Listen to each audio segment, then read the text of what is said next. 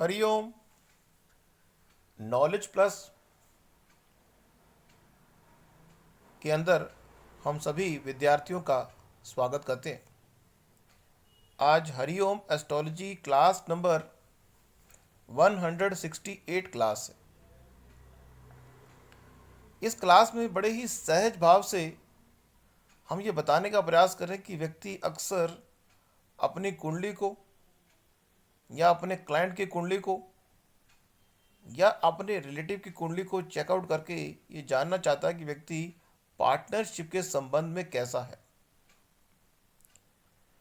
Partnership के संबंध में हमें सेवेंथ और एट्थ भाव को विशेष रूप से देखना होता है, लेकिन यहां पे सेवेंथ भाव पर ही फोकस करेंगे। सेवेंथ भाव और 7 नंबर, ये दो बातें ये डिसाइड करने के लिए कि व्यक्ति पार्टनरशिप के संबंध में कैसा व्यवहार करेगा। जैसा कि हम ये जानने का प्रयास करेंगे जो 7वें भाव है और 7 नंबर है, तो पार्टनरशिप के संबंध में किसी भी कुंडली में यदि हम किसी व्यक्ति के पार्टनरशिप ट्रेंड को चेकआउट करना चाहते हैं, व्यक्ति मैरिज के संबंध में कैसे पार्टनरशिप करेगा, उसके अलावा व्यक्ति कर्म के संबंध में कैसे पार्टनरशिप करेगा। अगर व्यक्ति के कर्म के संबंध में पार्टनरशिप को देखना है तो हमें D10 कुंडली के 7वें भाव को देखना।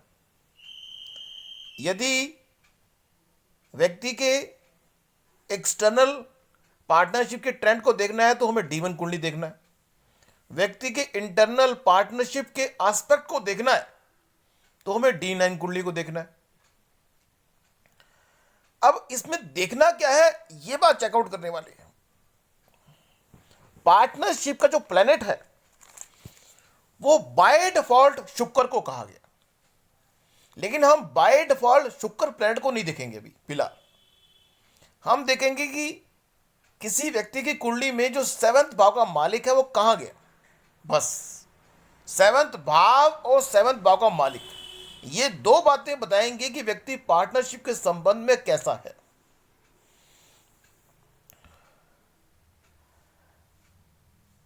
तो अगर 7वें भाव का जो मालिक है और 7वें भाव का मालिक और 7वें भाव, ये दो बातें डिसाइड करने के लिए कि व्यक्ति पार्टनरशिप में कैसा हो सकता है। इस पूरे वर्ल्ड के अंदर जब हम पार्टनरशिप की बात करते हैं तो पार्टनरशिप का एक है एक्सटर्नल व्यू पॉइंट और एक है इंटरनल व्यू पॉइंट। इस तरह कुंडली में भी किसी व्यक्ति के एक्सटर्नल व्यू पॉइंट को देखना हो तो हमें D1 कुंडली देखना होता है, और अगर उसके इंटरनल व्यू पॉइंट को देखना हो तो हमें D9 कुंडली को देखना होता है। तो यहां पे क्योंकि अब तक के सफर में हम काफी आगे आ चुके हैं और हमारी 168 टॉक चल रही है। यदि हमारे सभी विद्यार्थियों ने 167 टॉक सुनी है तो हमारी बात को वो आसानी से समझ पाएंगे, नहीं तो उन्हें दोबारा से हमारी शुरू की जो बेसिक टॉक है उनको समझना पड़ेगा कि हम किस तरह से अपनी बात को कन्वे कर रहे हैं। तो अगर आप किसी भी संबंध में मेहनत करने को तैयार नहीं है तो चीज समझ नहीं आ सकती। फिर तो थोड़ा मेहनत करने का एस्पेक्ट भी लेना जरूरी है। लेकिन यदि आपने ऐसी मेहनत की हुई है और हमारी सभी सीरीज को ध्यान से समझा है, बेसिक वाली सीरीज को, तो आसानी से आप समझ पाएंगे कि 7वें भाव के बारे में जो बात करते हैं तो वो अलग है, 7 नंबर के बारे में जो बात करते हैं वो अलग है। तो हम 7वें भाव के मालिक को देख के कि 7वें भाव का मालिक कहां पे गया। अगर 7वें भाव का मालिक 7वें भाव में ही है तो व्यक्ति पार्टनरशिप के संबंध में पार्टनरशिप करने के लिए ही वो पार्टनरशिप कर रहा है। अगर सेवंथ भाव का मालिक लगन पे आ रहा है तो व्यक्ति ये चाहता है कि दूसरा व्यक्ति उससे पार्टनरशिप करे। अगर सेवंथ भाव का मालिक दूसरे भाव में चला गया तो व्यक्ति चाहता है कि पार्टनरशिप इस तरह से हो जैसे परिवार का कोई बिजनेस हो। सेवंथ भाव का मालिक अगर तीसरे भाव में जाकर बैठ गया तो इसका मतलब वो पार्टनरशिप चाहता है कि वो दोस्ती के हिसाब से पार्टनरशिप करना चाहता है। सेवंथ भाव का मालिक अगर फोर्थ भाव में जाके बैठ गया तो व्यक्ति पार्टनरशिप मम्मी से जो संबंध है उसके उस तरह से करना चाहता है। सेवंथ भाव का मालिक अगर फिफ्थ भाव में जाके बैठ गया तो व्यक्ति जिस तरह बच्चों से व्यवहार करता है उस तरह पार्टनरशिप करना चाहता है। सेवंथ भाव का मालिक अगर छठे भाव में जाके बैठ गया तो व्यक्ति पार्टनरशिप एक रूटीन के हिसाब से करना चाहता है। अगर सेवंथ भाव का मालिक एट्थ भाव में चला गया तो व्यक्ति जो पार्टनरशिप को एग्जीक्यूट करेगा तो सीक्रेट इन्वायरमेंट में चीजों को एग्जीक्यूट करेगा। अब देखो, नॉर्मली एक व्यक्ति मैरिज की जो एग्जीक्यूशन है वो कहाँ करेगा?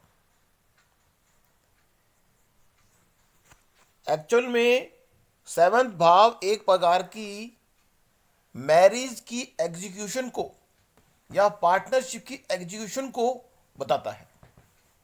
अगर सेवंथ भाव का मालिक एट्थ भाव में चला गया तो व्यक्ति पार्टनरशिप को सीक्रेट इन्वायरमेंट में एग्जीक्यूट करना चाहे। अभी हमने बताया कि सेवंथ भाव का मालिक अगर लगन में चला गया तो व्यक्ति अपने आप से ही पार्टनरशिप के सुख प्राप्त करने का प्रयास करेगा।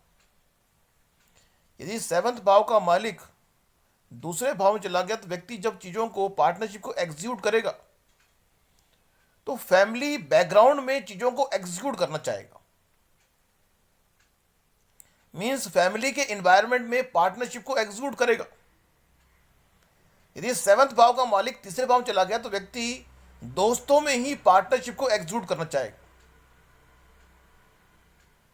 मैं कई बार आप देखते हैं कि बॉयफ्रेंड गर्लफ्रेंड का संबंध इतना अच्छा होता है कि जो चीजें मैरिज के बाद एग्जीक्यूट होनी चाहिए वो एक बॉयफ्रेंड गर्लफ्रेंड इनफॉर्मल मीडिया में भी उसको एग्जीक्यूट करने के लिए तैयार हो जाते हैं।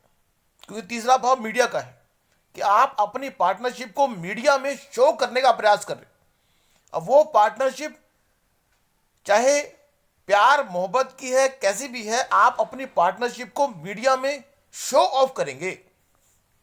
यदि सेवंथ भाव का मालिक तीसरे भाव में चला गया, यदि सेवंथ भाव का मालिक फोर्थ भाव में गया तो आप अपनी पार्टनरशिप को जब एग्जीक्यूट करेंगे तो घर में अपनी पार्टनरशिप को एग्जीक्यूट करेंगे। यदि सेवंथ भाव का मालिक फिफ्थ भाव में चला गया तो आप अपनी पार्टनरशिप को एज ए लव मानेंगे कि जैसे लव अफेयर होता है ना, वैसे मींस अपनी पार्टनरशिप को लव के एनवायरनमेंट में कुछ क्रिएट करना है तो क्रिएटिव एनवायरनमेंट में करेंगे। यदि सेवंथ भाव का मालिक छठे भाव में चला गया तो व्यक्ति अपनी पार्टनरशिप को एग्जीक्यूट करेगा रूटीन में, अपनी दिनचर्या में पार्टनरशिप को एग्जीक्यूट करेगा।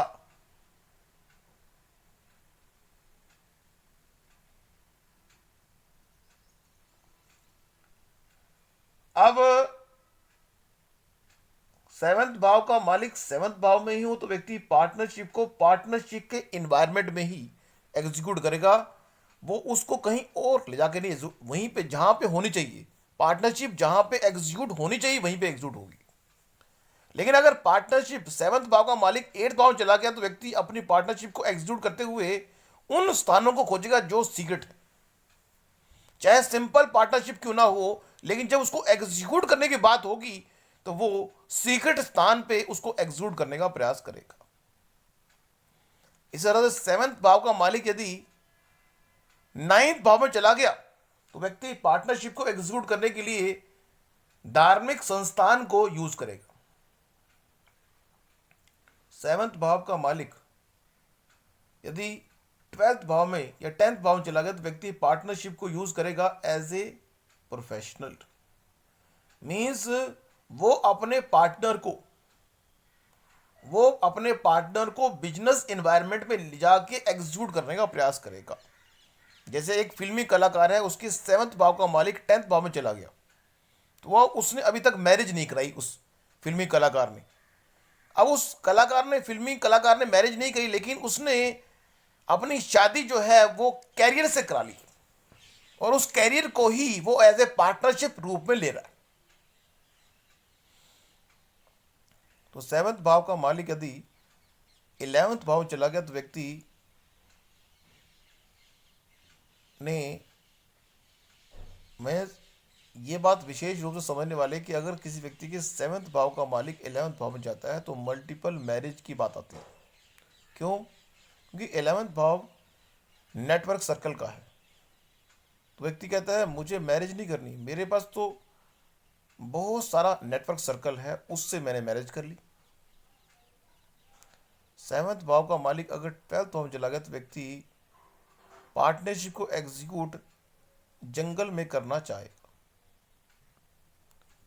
तो यहाँ पे हमने ये एक पॉइंट लिया 7वें भाव के बारे में, और 7 नंबर को भी हमें चेकआउट करना पड़ता है कि 7 नंबर का जो प्लेनेट है वो कहाँ पे प्लेस है और वो उसकी स्थिति क्या है, उससे भी दूसरा एस्पेक्ट पता लगता है। तो आज की इस टॉक में हमने पार्टनरशिप के बारे में थोड़ा और लुक आपको दिया। निश्चित रूप से आपके लिए ये उपयोगी होगा और उससे आप पार्टनरशिप को चेकआउट करने में हेल्प मिलेगी। Thank you so much for listening and always supporting Hariom knowledge plus.